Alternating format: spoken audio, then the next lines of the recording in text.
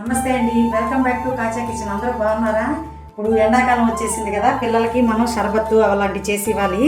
మాకు నెల్లూరులో ఎక్కువ సుగంధ వాటర్ తాగుతారండి. సుగంధ వాటర్లోకి ఇదిగోండి సబ్జా గింజలు నానబెట్టుకున్నాను. ఇదిగో సుగంధ వాటరు, ఇదిగోండి నిమ్మకాయ రసం. ఇప్పుడు దీంతో 4 గ్లాసులు నీళ్లు పోసి 1 గ్లాసు సుగంధ వాటర్ వేయాలండి. ఇదిగో 4 గ్లాసులు నీళ్ళు వేస్తున్నాను చూడండి. 1 4 ఇంకా షుగర్ వేయక్కర్లేదండి. ఇది 4 గ్లాసులు వేస్తాం, 1 గ్లాస్ పోస్తున్నాం కదా, ఇంకా షుగర్ వేయక్కర్లేదు. కొంచెం నిమ్మకాయ రసం